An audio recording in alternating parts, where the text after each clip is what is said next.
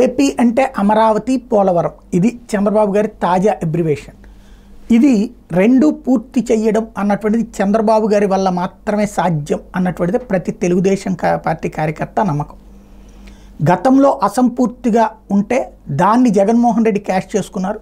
ఇప్పుడు జగన్ ఏమీ చేయలేదు కాబట్టి అదే సక్సెస్ చేస్తాడు చంద్రబాబు గారు.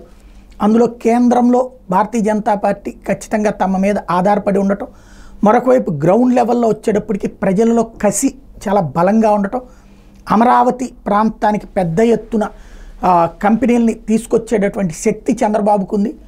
అలాగే భారీ ఎత్తున పరిశ్రమలు వస్తాయి, భారీ ఎత్తున సాఫ్ట్వేర్ కంపెనీలు అవి కూడా వస్తాయి.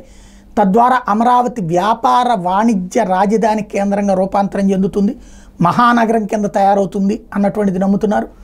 అదే సందర్భంలో పోలవరం ప్రాజెక్టుకి 4 ఏళ్ల అన్నటువంటిది చెప్పారు అంటే అది ప్రజలని కన్విన్స్ చేయడానికి, ఈ లోపే పూర్తి చేయడం ద్వారా లక్ష్యానికంటే ముందే పూర్తి చేశానని చెప్పడమే చంద్రబాబు గారి ఉద్దేశం.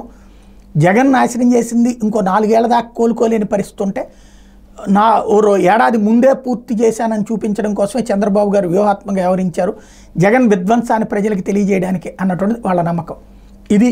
ఈ రెండు కూడా ఈ టెన్యూర్లోనే పూర్తి చేసి వచ్చే ఎన్నికలకి సగర్వంగా ముందుకెళ్తాం అన్నటువంటిదే తెలుగుదేశంకి సంబంధించినటువంటి ప్రతి నాయకుడు, ప్రతి కార్యకర్త నమ్ముతున్నది.